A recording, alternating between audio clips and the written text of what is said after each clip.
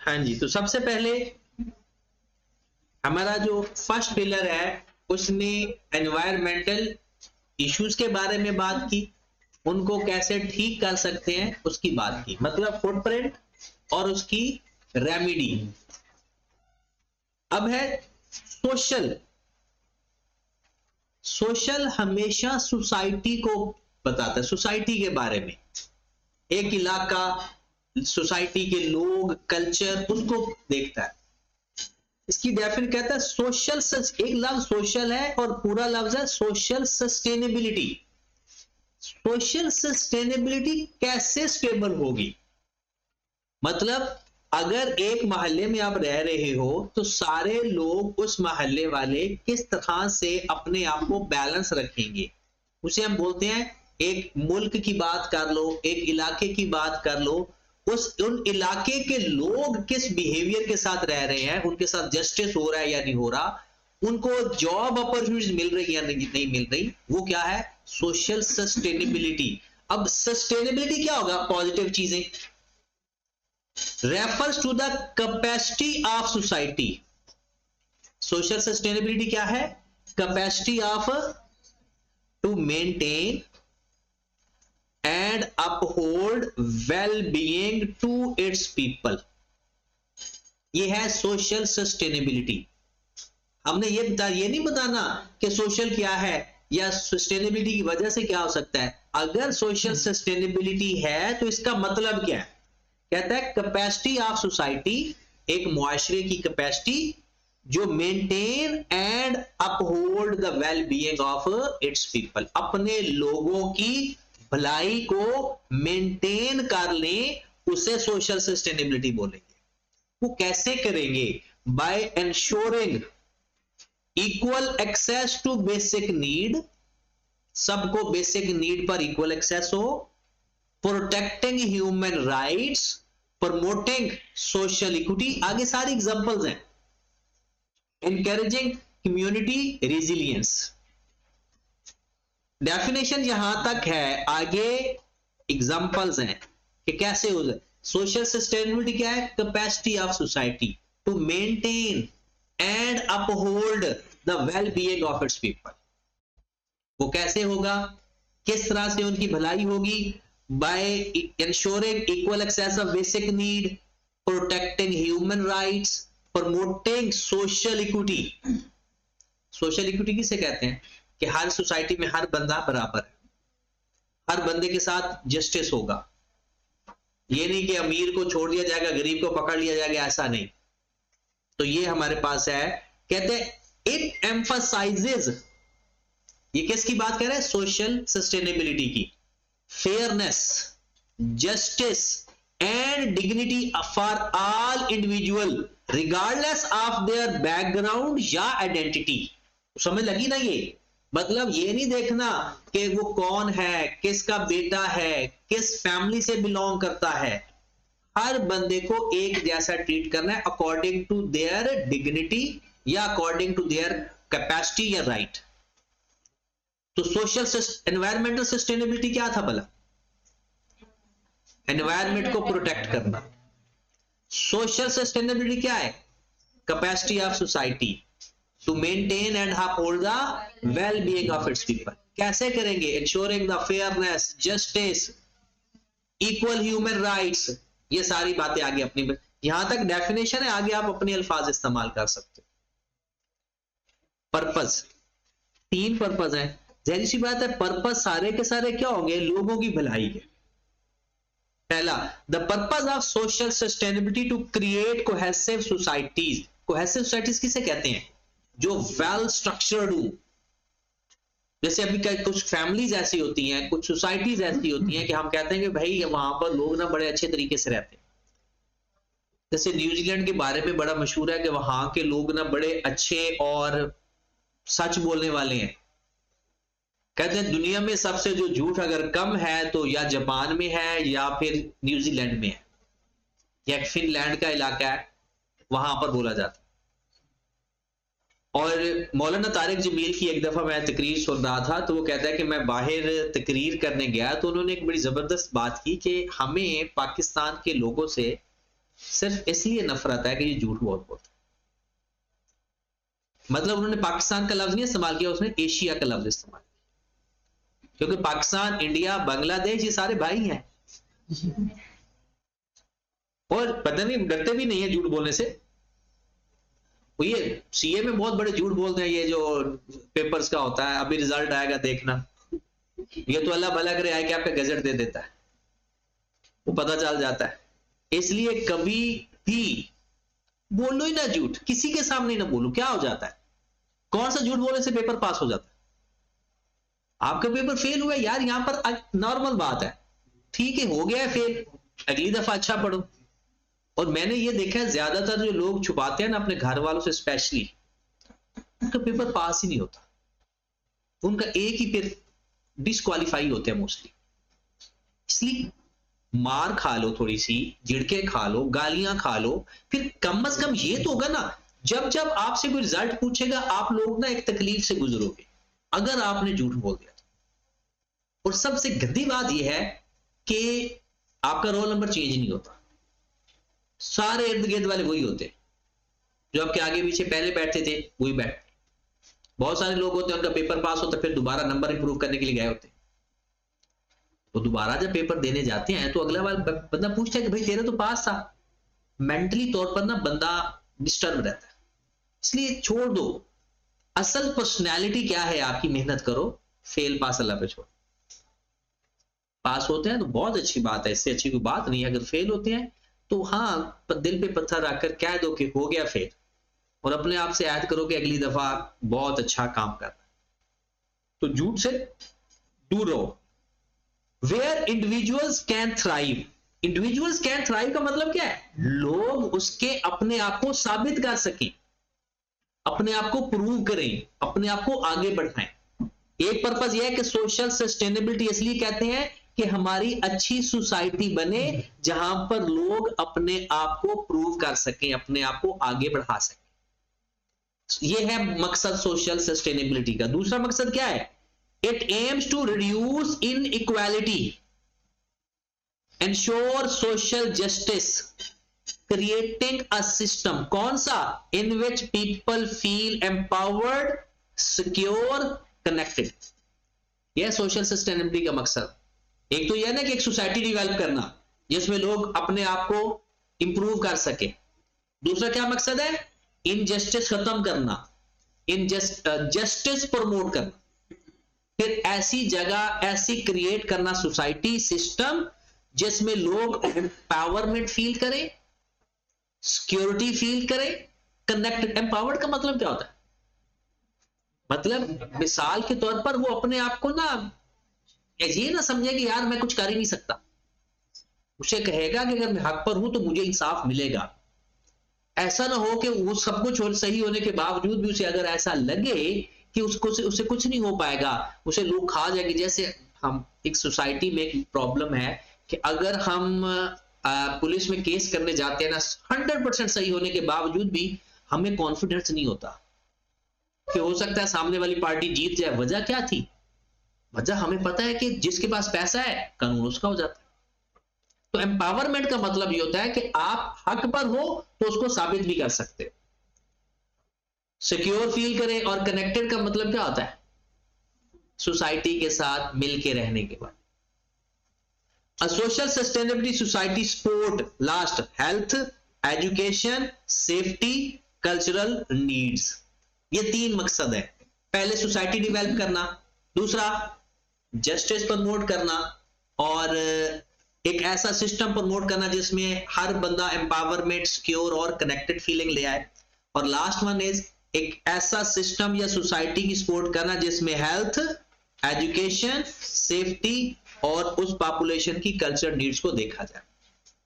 अब इसकी डेफिनेशन बोला क्या थी, social sustainability is the capacity of the society to maintain क्या में वेल बीइंग या uphold the well being of its people. कैसे करना है, जस्टिस से करना है, कैसे करना है, इक्विटी से करना है, वो सारी बातें। तीन पर्पस है, कोहेसिव सोसाइटी डेवलप करना, जस्टिस और सिस्टम डेवलप करना जिसमें लोग एम्पावरमेंट और सिक्योर और कनेक्टेड फील करें, and last one is education, health, safety और कल्चरल नीड को प्रमोट करना जिस वो जगह पर वो लोग रह रहे। फिर आ जाता है सोशल फुटप्रिंट। सोशल फुटप्रिंट का मतलब क्या है? सोसाइटी की वजह से जो मसाइल हो सकते हैं, पॉजिटिव भी और नेगेटिव भी, सोसाइटी के ऊपर जो सस्टेनेबिलिटी की वजह से इफेक्ट आ सकते हैं, उसे हम फुटप्रिंट कहते हैं। अब सबसे बड़ा क्या काम क्या है? Poverty and social inequality. सबसे मतलब सोशल इन सस्टेनेबिलिटी ना होने की वजह क्या? मेन मकसद क्या है? इक्वालिटी। अब इनइक्वालिटी में क्या है? वो कहता है सबसे पहला है गुर्बत, फिर है सोशल इनइक्वालिटी। गुर्बत क्यों होती है? Economic disparity among communities where some people lack access to food, shelter, income opportunities and widening wealth gap between rich and poor. Economic disparity among communities, गरीब और अमीर का फर्क बहुत ज्यादा है। जो अमीर है उनके कुत्ते भी अच्छे खाने खाते हैं, और जो गरीब है उनके बंदों को भी अच्छा खाना नहीं मिल रहा। क्या लिखा हुआ है? Where some people lack of access to food, shelter, income opportunities, wide wealth gap between rich and poor.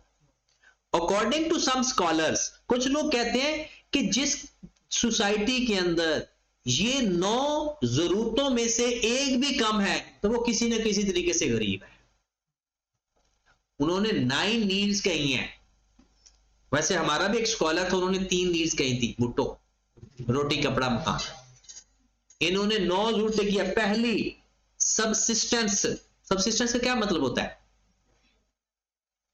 एक मिनिमम इनकम अर्न करना, मिनिमम वेजेस। जो आपको लगता है कि आपका कम से कम कोई 20,000 आपकी जरूरत है पर मंथ, और आप वो अगर 20,000 कमा रहे हो तो ये जरूरत आपकी पूरी हो रही है।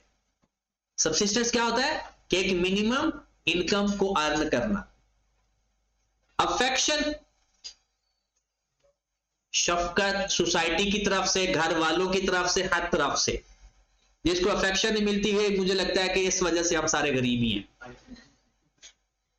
उन्हें घर वाले पता नहीं क्या है हमारी सोसाइटी के अंदर, बाप से दूसरी दफा बंदा बात कर दे वो गुस्से हो जाता है, अम्मा से तीसरी दफा 2 दिन बाद ऐसे कोई बंदा अजीब सी कर दे वो गुस्से हो जाती। मतलब हर जगह गुस्सा ऐसे ही ना उंगली लगाने से निकल आता है। तो अफेक्शन कहां है? इसकी वजह से मुझे लगता है गरीब हो आप। प्रोटेक्शन मतलब सिक्योर फील करना। पार्टिसिपेशन मतलब आप लोगों को जब बात की जाती है तो आपकी राय की एक अहमियत होती है, इसकी वजह से भी मुझे लगता है गरीब हो। अंडरस्टैंडिंग की वजह से तो बहुत ही गरीब हो, मतलब फकीर हो। आइडेंटिटी मतलब आपकी कोई पहचान भी हो, ये हो जाएगी। थोड़े देर है बस ये कि पेपर पास कर लो, खानदान में आप जानते होंगे ये जो बेचारे हॉस्टल वाले होते हैं, अगर ज्यादा देर घर ना जाए वैसे ही भूल जाते हैं इलाके के लोग, अच्छा ये भी कोई था। क्रिएशन, लेयर ये भी निकाल दूं इसके, और फ्रीडम, तो ये कुछ भी नहीं है, उन्हें कुछ ना कुछ तो होगा। तो ये वो कहता है कि कुछ स्कॉलर कहते हैं कि अगर ये 9 जरूरतों में से अगर कोई जरूरत मिस है तो आप lack of any one of these needs represent some kind of property. तो मतलब गरीब हो आप, क्योंकि उन्होंने कहा एनी वन ऑफ दैम, इनमें से कोई एक भी, तो फिर तो आप महागरीब हो, शदीद गरीब हो। शनाख्ती कार्ड है, ये आइडेंटिटी तो है ना, किसी का तो शनाख्ती कार्ड भी नहीं बना होना। अच्छा अब इसको सही कैसे करेंगे? और जाहिर सी बात है, इंट्रोड्यूस सोशल वेलफेयर प्रोग्राम, या डायरेक्ट को इधर बस, या तो ऐसे सोशल वेलफेयर प्रोग्राम बनाए जाएं जैसे अक्सर रमजानुल मुबारक के अंदर वो खाने वगैरह का प्रोग्राम करवाया जाता था ताकि लोगों को फूड मिले, या डायरेक्टली कैश दे दिए जाए। मुझे लगता है ये आपको सही लगेगा कि आपकी गुर्बत खत्म होने के लिए। इंट्रोड्यूस टैक्स रिफॉर्म्स, ज्यादा जो अमीर लोग हैं उन पर ज्यादा टैक्स लगाया जाए। वो लगाते भी हैं लेकिन सीए वाले बंदे उनका टैक्स बचा लेते हैं। फिर अल्टीमेटली वो टैक्स किसके ऊपर आ जाता है? गरीब के ऊपर आ जाता है। लेकिन ये कहते हैं कि टैक्स ऐसा इंट्रोड्यूस करवाएं कि अमीरों पर टैक्स लगाकर गरीबों की वेलफेयर पर खर्च किया जाए, और promote inclusive economic growth to benefit all segment of society. Inclusive economic growth का मतलब है कि ऐसे प्रोग्राम सेट किए जाए जिसमें हर बंदे को पार्टिसिपेट किया जाए, और पार्टिसिपेट करके कोई इस तरह की चीजें निकाले कि जिसमें हर बंदे को इक्वल मौका मिले आगे बढ़ने का। ये तो थे कि गुर्बत खत्म करने के तरीके। उसके बाद है सोशल एक्सक्लूजन एंड इनजस्टिस। इसकी एक मैं बड़ी एग्जांपल आपको अच्छी देता हूं कि अगर 3 दोस्त हैं और एक लड़ाई होकर अलग थलग हो जाता है, इसे कहते हैं सोशल एक्सक्लूजन। साइड पे हो जाना, सोसाइटी वाले आपको एक्सेप्ट ही नहीं कर रहे।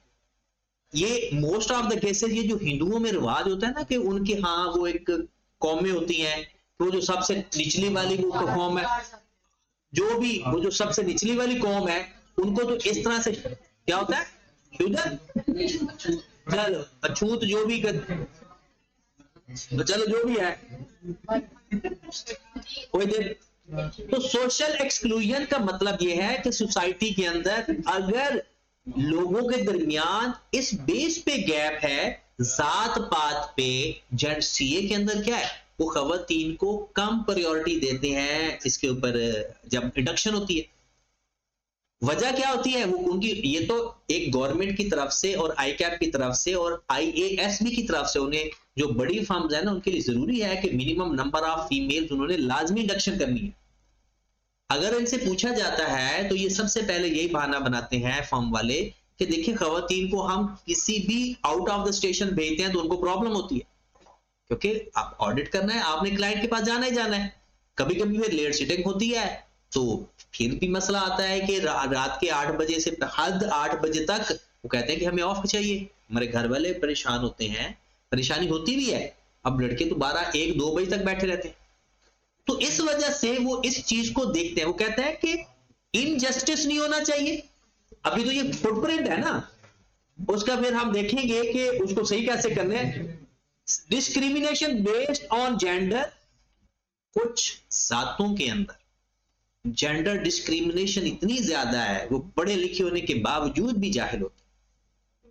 एक इंतहाई टॉप क्लास बंदा यानी पाकिस्तान का एक ऐसा शोबा, उसमें डायरेक्टर है, तो उसका उनकी फैमिली की अगर मैं आपको सोच बताऊं तो वो एक ही बात करते हैं कि औरत से क्यों पूछा जाता है किसी भी डिसीजन के मामले।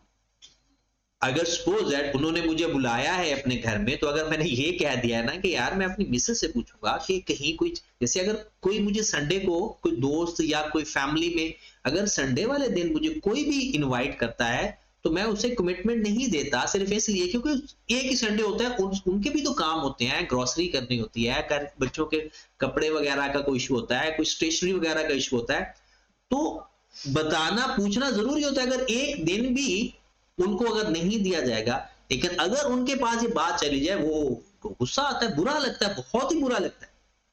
मतलब वो कहते हैं खवातीन से कोई भी आपने मशवरा ले लेना तो आप हमारे दोस्त ही नहीं हो एक तरह से। तो ये है, अभी भी मसले हैं, खास तौर पर ये जो अब ये जो पीछे इलाके चले जाते हैं ना, जनूबी पंजाब के बहुत पीछे इलाके चले जाएं, या तो कहीं पर ऐसा मसला है कि औरत के बगैर काम होता ही नहीं है। ये भी एक इनजस्टिस है।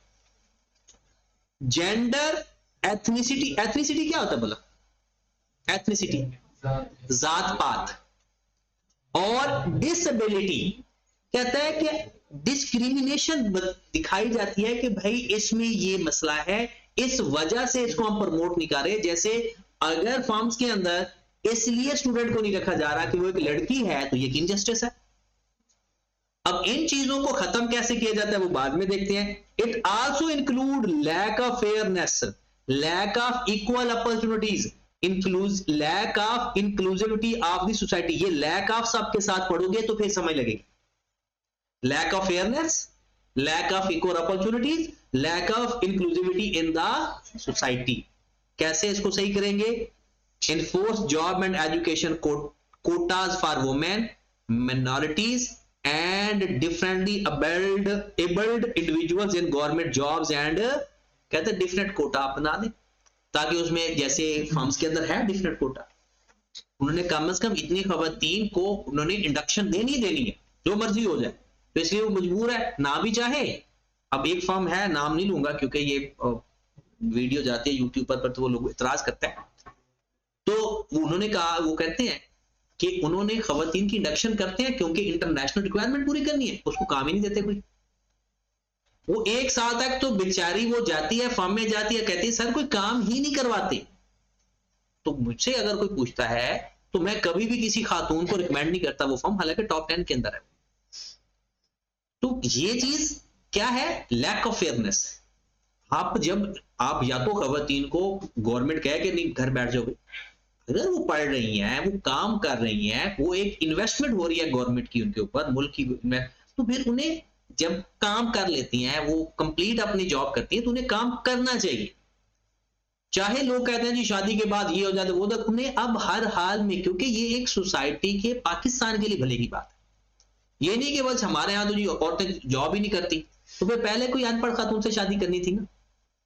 अगर एक पढ़ी लिखी खातून से आप शादी करना चाहते हैं, या एक पढ़ी लिखी खातून आपके घर में है, आप प्रमोट करते हैं, तो फिर उनको आगे भी स्पेस दें। ये थोड़ा सा एक इशू है, ये हमारा फिल्में फुल्में देख के ये जो थोड़ा सा एक नेगेटिव स्पेस है हमारी सोसाइटी के अंदर, ये बहुत कम है। सबसे ज्यादा इनजस्टिस है, एक लड़की उसने सीए इंटर किया, आपको पता सीए इंटर हम कितनी दुआओं से और कोशिशों से होता है, उसकी शादी हुई तो उसके हस्बैंड कहते हैं जी आप ऐसा करें कोई मेडिकल का कोर्स कर लें, मुझे नहीं जरूरत चार्टर्ड अकाउंटेंट की, ये तो लड़कों में जाना होता है, फलाना ढिमकाना। तो वो लड़की, एक ख्वाब होता है बंदे का सीए इंटर के बाद फॉर्म में जाना। तो जब उसने मुझसे डिस्कस किया तो मैंने कहा उस उल्लू के पट्टे को पहले ये सोचना चाहिए था कि जिससे वो शादी कर रहा है वो एक सीए इंटर लड़की है, उसने आगे अपना कैरियर परस्यू करना है, मुझे पहले नजर नहीं आया। अब शादी के बाद कहता है कि नहीं जी आप ये सीए को छोड़ें, फॉर्म में ना जाएं, आप बस कोई मेडिकल का कोर्स करें, 3-4 साल मजीद जाया करें अपनी जिंदगी के। तो पहले ही आपको जब ये चीजें नजर आती हैं तो उसको देखकर, क्योंकि अगर आपने आगे बढ़ना है, अगर आपको लगता है कि आप बहुत गैरतमंद इंसान हो, तो पहले कोई ऐसी खातून लेकर आए जो घर से ना निकले। अगर आपको लगता है कि आपको लड़की भी ऐसी चाहिए कि जो इस तरह से हो और बाद में वो रोटियां भी बनाती हो, घर की सफाइयां भी करती हो, और उसने सीए भी किया हो, वो सारा कुछ करे, ये एक इनजस्टिस है सोसाइटी के अंदर। वो यानी 20% लोग फेयर है, 80% अभी भी इसमें मसला चल रहा है। अब लोग इस चीज को कहते हैं और मर्द पता नहीं अपने आप को क्या समझ लेते हैं तब कि वो सारे के सारा कंट्रोल और होल्ड उनके पास है। ये चीज गलत है। उसके बाद इंप्लीमेंट लीगल रिफॉर्म्स, ये मरियम नवाज काफी कोशिश कर तो रही है। अब देखो कि यही ना हो कि बाद में इनजस्टिस मर्दों के साथ होना शुरू हो जाए, इतने लॉ भी नहीं होने चाहिए, सारे लॉ खवातीन की प्रोटेक्शन के लिए तो बनी जा रहे हैं। एक्सेस टू एसेंशियल सर्विसेज, क्या मतलब है, कहते हैं हर बंदे की बेसिक नीड के ऊपर हर बंदे की एक्सेस हो। बेसिक नीड क्या क्या आ जाती है, health care, education, clean water और such lack of access of these services undermines community development and significantly reduce overall quality of, अगर वो कहता है बेसिक एसेंशियल पर अगर नहीं है अप्रोच तो उसकी वजह से हमारी जिंदगी बैलेंस नहीं होती। कैसे हो सकता है ये, इंक्रीज पब्लिक स्पेंडिंग फॉर प्रीवियन फॉर बेसिक नीड, जी गवर्नमेंट को कह रहे हैं कि आप आवाम के ऊपर खर्च करें। स्पोर्ट पब्लिक प्राइवेट पार्टनरशिप, ये आजकल पाकिस्तान में चल रहा है। मरियम नवाज ने ऐलान किया हुआ है कि जो भी आप स्कूल वगैरह बनाते हो ना, तो गवर्नमेंट आपको फंडिंग करती है, चलाओगे आप, गवर्नमेंट मॉनिटर करेगी, कुछ फंड गवर्नमेंट भी देगी। जैसे एक पैफ का सिस्टम शायद आपको पता होगा, पंजाब एजुकेशन फाउंडेशन। ये क्या है कि ये देहातों में तो मुझे पता भी है कि ये स्कूल बनते हैं, उस स्कूल में प्राइवेट स्कूल है, उन प्राइवेट स्कूल के जितने भी बच्चे हैं उनकी फीस गवर्नमेंट दे रही है, तो ये एक तरह का गवर्नमेंट भी हो गया। अब उसके ऊपर मॉनिटर कैसे करते हैं, उनका एक उन्होंने स्टैंडर्ड सेट कर दिया, आईएसओ सेट कर दिया कि इतना रिजल्ट आना चाहिए आपके बच्चों को। अब ये दो फायदे हो गए, एक तो क्वालिटी ऑफ एजुकेशन बढ़ गई और दूसरा ये हो गया कि गवर्नमेंट के ऊपर बर्डन भी कम हो गया कि गवर्नमेंट अब सिर्फ एक स्टूडेंट के बदले पैसे देने हैं बस, उन्हें अब टीचर्स की सैलरी नहीं देनी पड़ेगी, वो चेक एंड बैलेंस नहीं रखना पड़ेगा, उनके सिंपल ये चेक एंड बैलेंस है कि वो रिजल्ट उनका ले लेते हैं। उसके बाद सिंध वालों का वो सेफ होता है, केपी के वालों का भी है, और अदर इस तरह की हेल्थ सर्विसेज भी होनी चाहिए।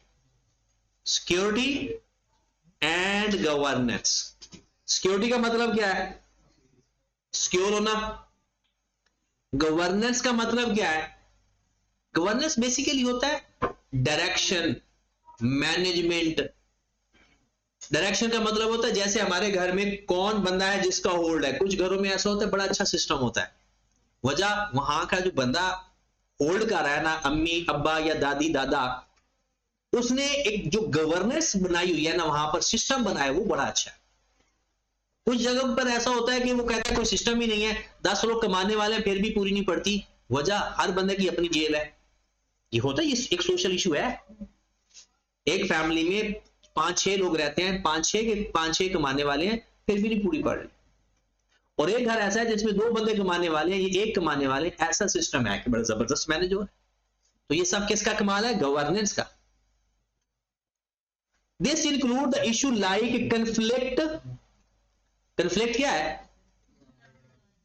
मतलब किसी चीज में तजाद आ जाना, किसी मामले में कोई, जैसे पाकिस्तान के अंदर कई कंफ्लिक्ट रेज हुए हैं। जैसे बलूचिस्तान क्या कंफ्लिक्ट है, बलूचिस्तान वाले कहते हैं हमें हमारा हक नहीं मिल रहा, इस कंफ्लिक्ट को कैसे दूर करना है। फिर कोई और कंफ्लिक्ट, वो पीटीआई कंफ्लिक्ट है, वो कहते हैं सब कुछ खत्म हो गया।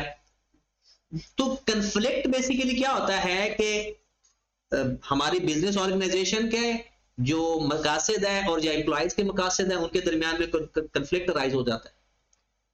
लॉलेसनेस, जहां कानून ना हो, insecurity, corruption, weak governance and inefficient institutions, ये सारे के सारे कैस में आते हैं। Security and lack of security and proper governance impairs public safety and trust.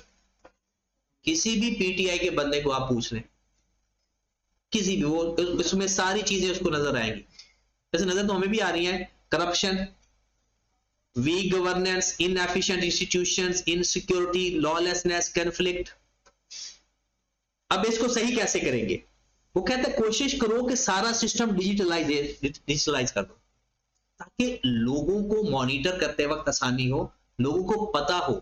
आजकल ये कुछ बेहतरी आई है कि वीडियो ना बन जाए गवर्नमेंट इदारों में। अब तो किसी गवर्नमेंट इदारों में आप जाओ ना, कुछ जगह पर लिखा भी है कि mobile not allowed, video banana not allowed, इस तरह की बातें अब आ जाती। पहले क्या होता था, इन चीजों का पता ही नहीं होता। इंट्रोड्यूस सिटीजन फीडबैक सिस्टम, सबसे अच्छी ये चीज है एक अच्छी सोसाइटी में, फीडबैक सिस्टम। लेकिन हम फीडबैक भी हमें पता ही नहीं होता, फीडबैक देना कैसे है। मतलब कोई भी हम सर्विसेज ले रहे हैं ना, अगर हमें कोई लगता है कि इसमें कोई डेफिशिएंसी है तो आप फीडबैक दें। ये इंप्रूव करने का सबसे अच्छा तरीका है।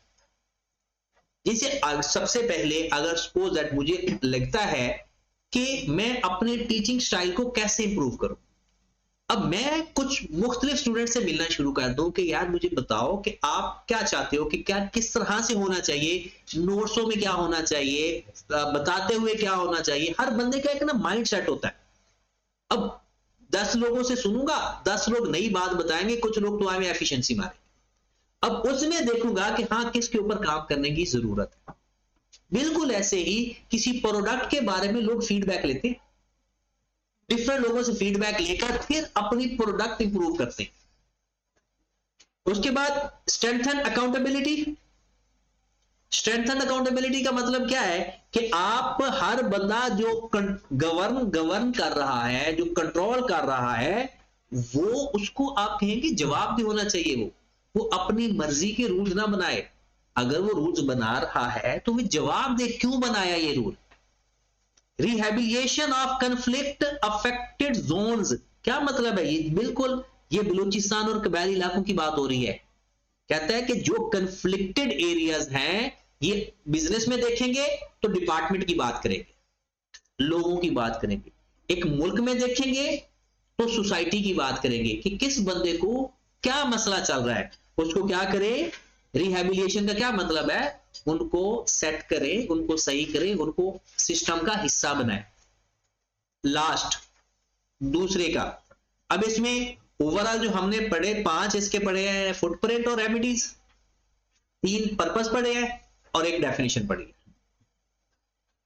Lack of community development and well being, सारी चीजें वही हैं। This include gap urban planning for workforce development and overall community health and well being. अगर मैं आपको एक बात बताऊं तो एक बड़ा मशहूर करते थे ये लोग कि ये जो नून लीग वाले हैं ना, ये सारा पैसा लाहौर पे लगाते हैं।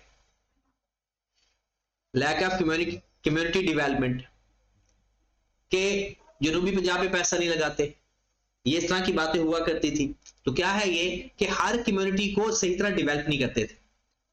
अब अगर इस तरह से तो फिर क्या करना है, इसको रेमेडी कैसे होगी? Promote apprenticeship program and vocational training, मतलब लोगों को ट्रेन करें। वोकेशनल ट्रेनिंग क्या होती है? ट्रेन मतलब प्रोफेशनल ट्रेनिंग दें, उनको हुनर वगैरह सिखाएं। Promote women in workforce, preserve the heritage sites, launch urban infrastructure and development program. ऐसे प्रोग्राम डेवलप करें ताकि लोग। इसके बाद मैं कहता इसको भी पढ़ लेते, छोटा सा है। क्या हुआ? चलो ऐसा करते हैं, कल पढ़ लेंगे ये। एक छोटी सी चीज पढ़ लेते हैं। वैसे अगला बड़ा इंटरेस्टिंग था, आप लोग छोटा सा ही था, 2 पेज का। अच्छा, ये तो हमें पता है ना, 3 पिलर हैं। एक है एनवायरमेंट, सोशल और ये भी साथ में आपका पढ़ लेते हैं, फिर कल वो उसका तीसरा पिलर पढ़ लेंगे। Interaction of the 3 pillar. अब इसने ना बड़े जबरदस्त तरीके से इसको, जब उसका दिल करेगा ना 3-4 नंबर का सवाल पूछने का, वो ये पूछ लेगा। हालांकि ये बड़ा आसान सा काम है। कहता है अगर 2 चीजें पूरी हो रही हैं और तीसरी चीज पूरी नहीं हो रही तो कोई मजा नहीं। कोई सी भी 2 चीजें पूरी हो रही हैं और तीसरा पिलर नहीं पूरा हो रहा तो जिंदगी का मजा नहीं है। यही लिखा हुआ है। When these pillars are balanced, they yield living conditions that are viable, bearable and equitable. कहता है जब तीनों चीजें बैलेंस होंगी तो जिंदगी फिर वाइबल, बेयरेबल और equitable. However, the neglecting any one disability is the system, वो सिस्टम ही खराब हो जाए। कैसे? कहता है environmental and economic sustainability. Environment, economic sustainability छोड़ के इसको रहा है सोसाइटी को।